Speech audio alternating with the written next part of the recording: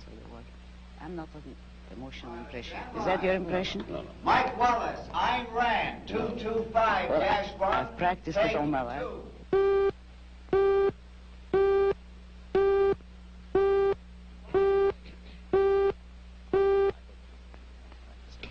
I have not.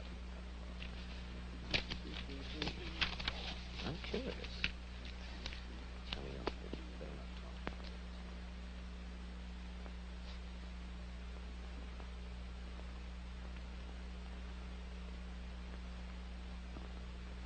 This is Mike Wallace with another television portrait from our gallery of colorful people.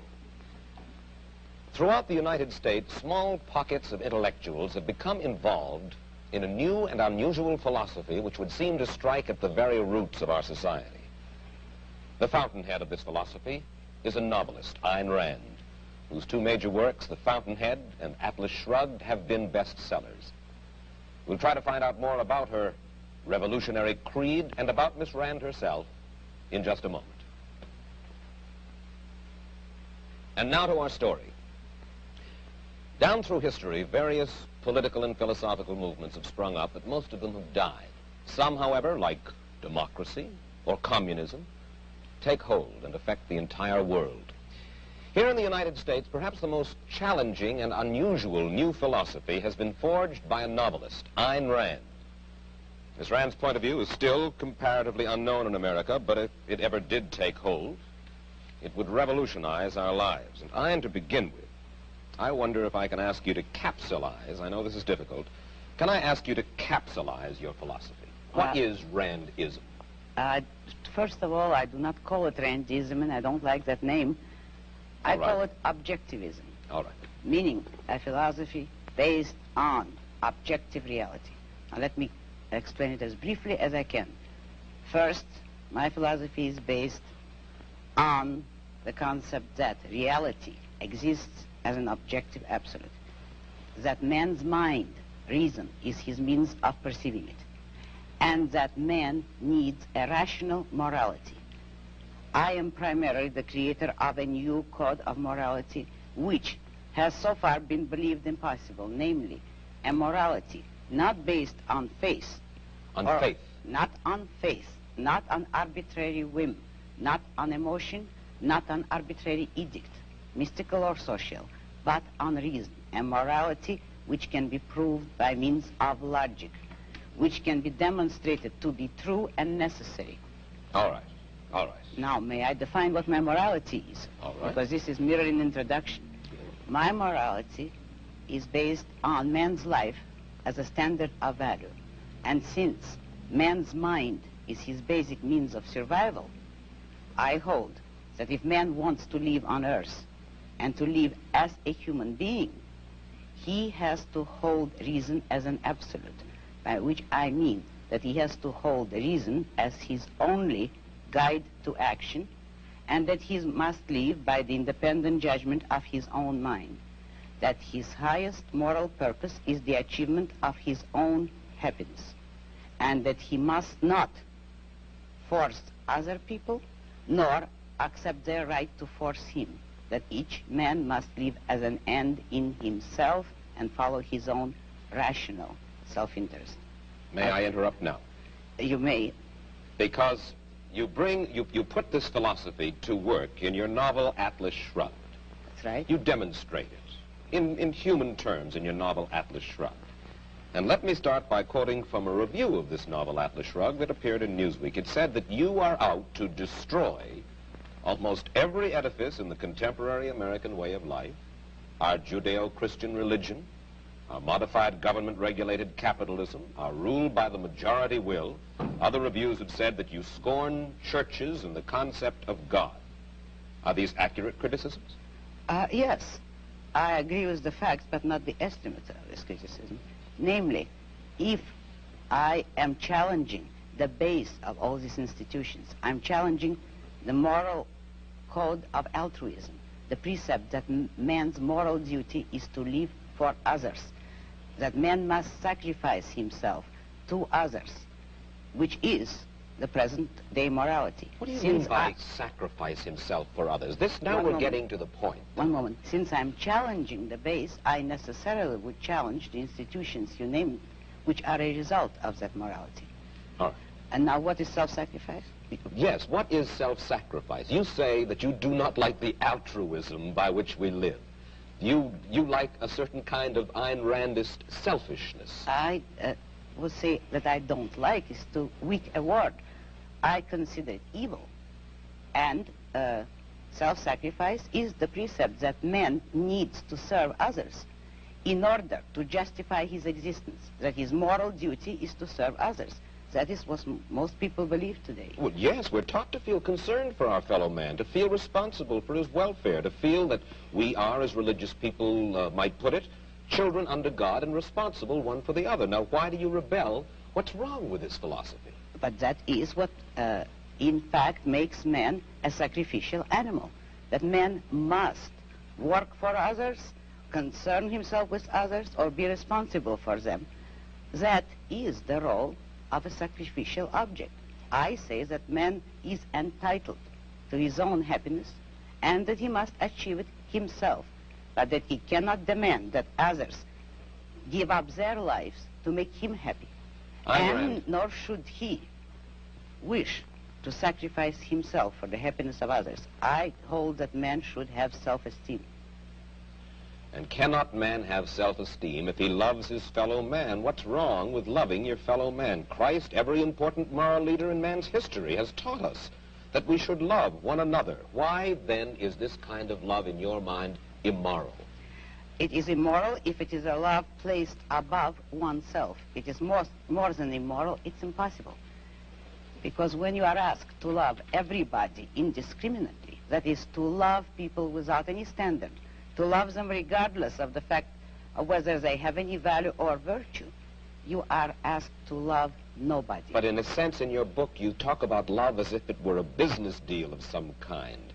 Isn't the essence of love that it is above self-interest? Well, let me make it concrete for you. What would it mean to have love above self-interest? It would mean, for instance, that a husband would tell his wife, if he were moral, according to the conventional morality, that I am marrying you just for your own sake. I have no personal interest in it, but I am so unselfish that I am marrying you only for your own good. Well, should husbands and wives would tally any up? woman like that? Should husbands and wives tally up at the end of the day and say, well, now, wait a minute. I love her if she's done enough for me today, or she loves me if I have properly performed my functions? No, you misunderstood me. That is not how love should be treated. I agree with you that it should be treated like a business deal, but every business has to have its own terms and its own kind of currency. And in love, the currency is virtue. You love people not for what you do for them or what they do for you. You love them for the values, the virtues which they have achieved in their own character. You don't love causelessly. You don't love everybody indiscriminately. You love only those who deserve it. And then if a man is weak or a woman is weak, then he is beyond love? He certainly does not deserve it. He certainly is beyond. He can always correct it. Man has free will. If a man wants love, he should correct his weaknesses or his flaws, and he may deserve it. But he cannot expect the unearned, neither in love nor in money, neither in matter nor spirit. You have lived in our world, and you recognize the fallibility of human beings. There are very few of us, then, in this world, by your standards, who are worthy of love. Unfortunately, yes, very few. But it is open to everybody to make themselves worthy of it, and that is all that my morality offers them. If they will a way to make themselves worthy of love, although that's not the primary motive. Let's move ahead. Let's move ahead. How does your philosophy translate itself into the world of politics?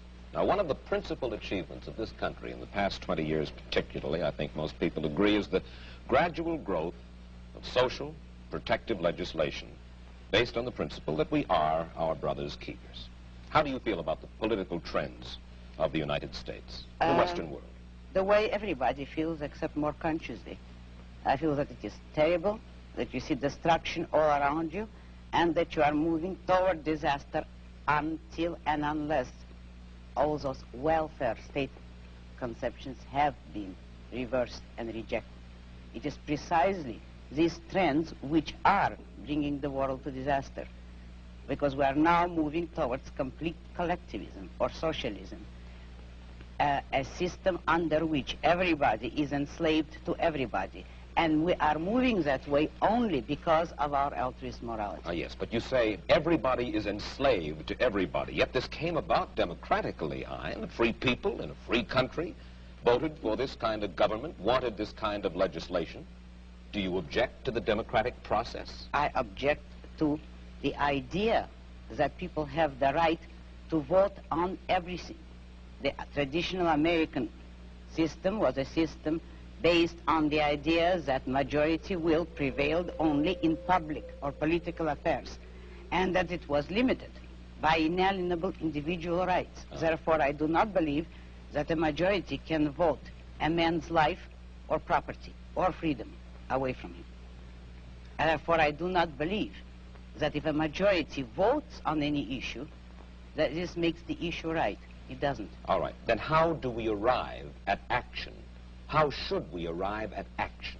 By voluntary consent, voluntary cooperation of free men, unforced. And how do our leaders arrive, how do we arrive at our leadership? Who elects? Who appoints? The whole people elects. There is nothing wrong with the democratic process in politics. We arrive at it the way we arrived by the American Constitution as it used to be. By the constitutional process as we had it, people elect officials, but the powers of those officials, the powers of government are strictly limited. They will have no right to initiate force or compulsion against any citizen except a criminal. Those who have initiated force will be punished by force, and that is the only proper function of government. What we would not permit is the government to initiate force against people who have hurt no one, who have not forced anyone. We would not give the government or the majority or any minority the right to take the life or the property of others. That was the original American system. When you say take the property of others, I imagine that you're talking now about taxes. Yes, I am. And you believe that there should be no right by the government to tax. You believe that there should be no such thing as welfare legislation, unemployment compensation, regulation during times of stress, certain kinds of rent controls and things like that. That's right. I'm opposed to all forms of control. I am for an absolute, laissez-faire, free, unregulated economy.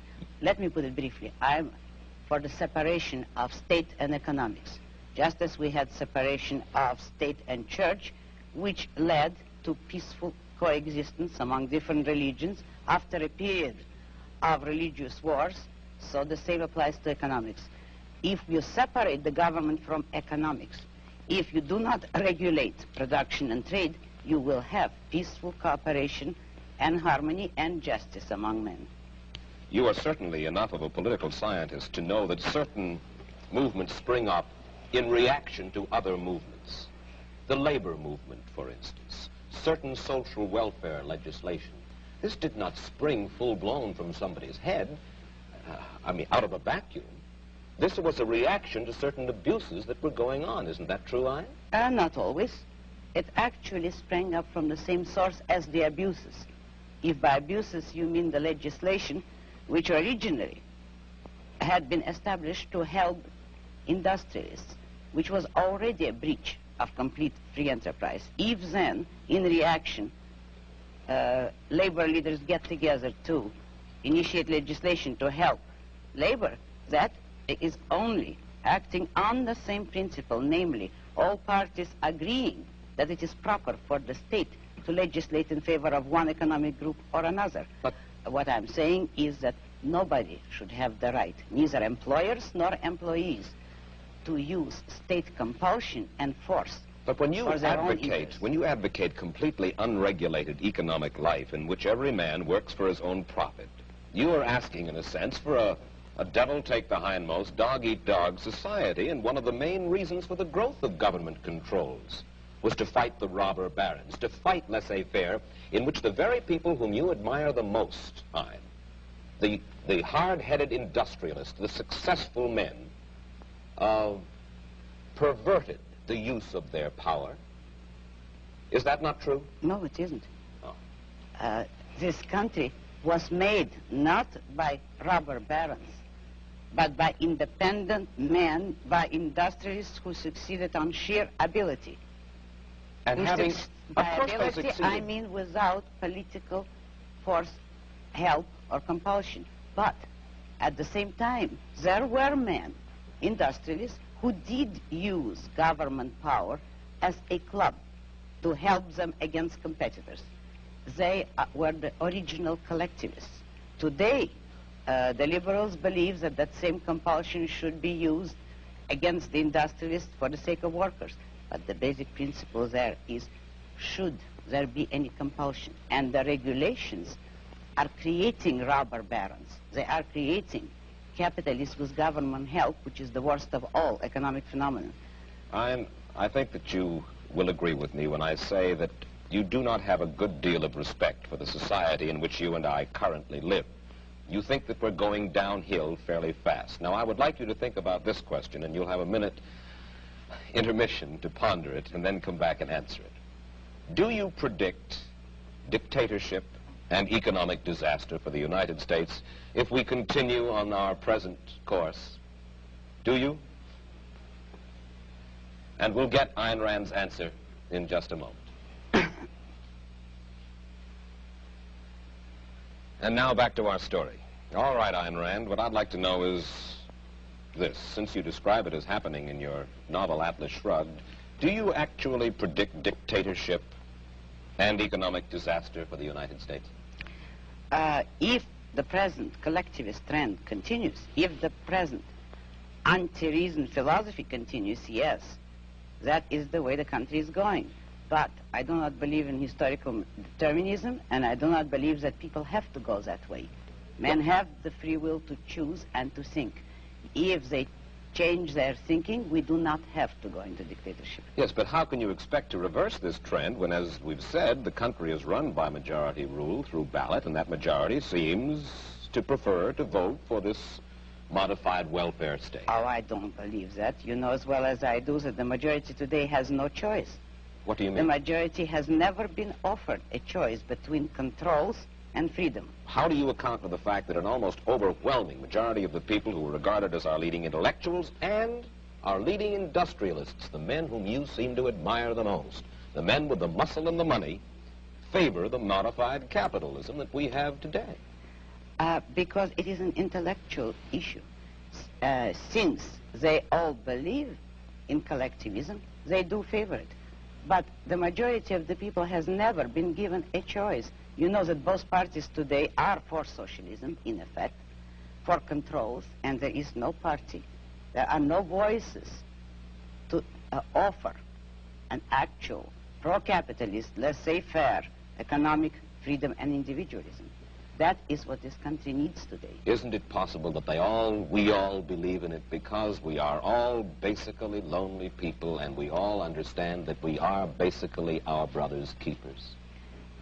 You couldn't say that you really understand it because there is no way in which you could justify it. Nobody has ever given a reason why men should be their brother's keepers, and you've had every example, and you see the examples around you of men perishing by the attempt to be their brother's keepers. You have no faith in anything? Faith? Only no. in your mind? That is not faith. That is a conviction. That is not faith. That is a conviction. Yes, I have no faith at all. I only hold convictions. Who are you, Ayn Rand? When I say that, I would like to know just a little bit of your vital statistics. You have an accent which is... Russian. Russian. You were born in Russia? Yes. Came here? Oh, about 30 years ago. And whence did this philosophy of yours come? Out of my own mind, with the sole acknowledgement of a debt to Aristotle, who is the only philosopher that ever influenced me. I devised the rest of my philosophy myself. Your parents, did they die in Russia, or did they come here to the United States? No, I came here alone, and I don't know. I have no way of finding out whether they died or not. You are married? Yes. Your husband, is he an industrialist? No, he's an artist. His name is Frank O'Connor. And he, not the writer? He no, paints. not the writer. And does he live from his painting? He's just beginning to study painting. He was a designer before. Is he supported in his efforts by the state? Most certainly not. He's supported by you for the time being? No, by his own work, actually, in the past. Well, I know. By me, if necessary, but that isn't quite necessary. And there is no contradiction here, in that you help him. No, because you see, I am in love with him selfishly. It is to my own interest to help him if he ever needed it. I would not call that a sacrifice because I take selfish pleasure in it.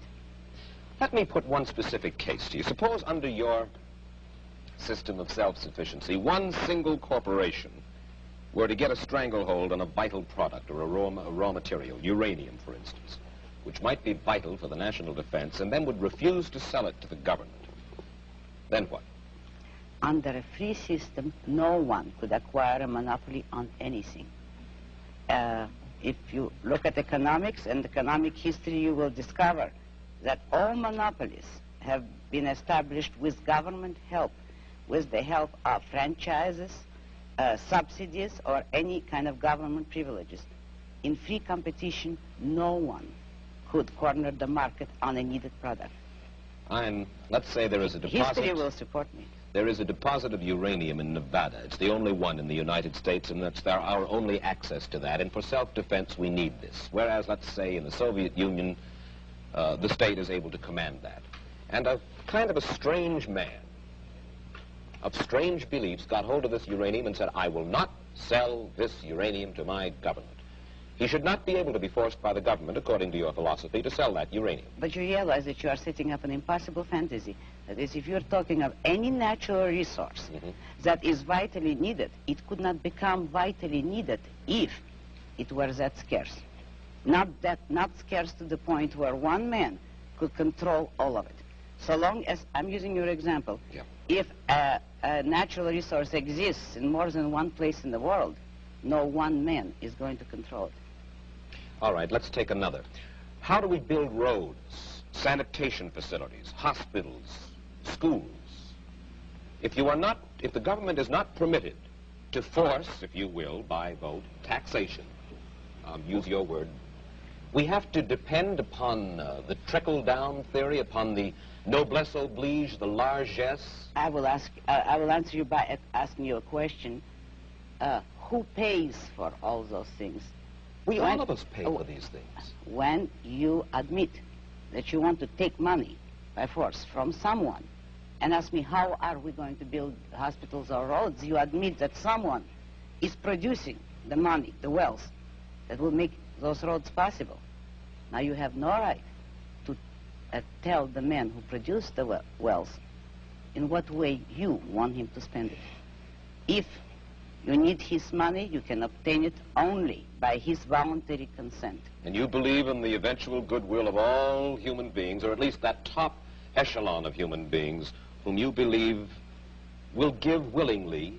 No goodwill is necessary, only self-interest. Only I believe in private roads, private post offices, private schools. When industry breaks down momentarily, and there is unemployment, mass unemployment, we should not be permitted to get unemployment insurance. Social security we do not need. We'll depend upon the self-interest of these enlightened industrialists whom you so admire to take care of things when the economy needs a little lubrication and there are millions of people out of work. Study economics. A free economy will not break down. All depressions are caused by government interference. And the cure is always offered so far to take more of the poisons that cause the disaster. Depressions are not a result of a free economy. And one last question. We only have about a half a minute. How many Randists, you don't like the word, I beg your pardon. Objektivists. How many objectivists would you say there are in the United States? It's hard to estimate, but I can tell you some figures. My best intellectual, Nathaniel Brandon, a young psychologist, is giving a series of lectures on my philosophy in New York.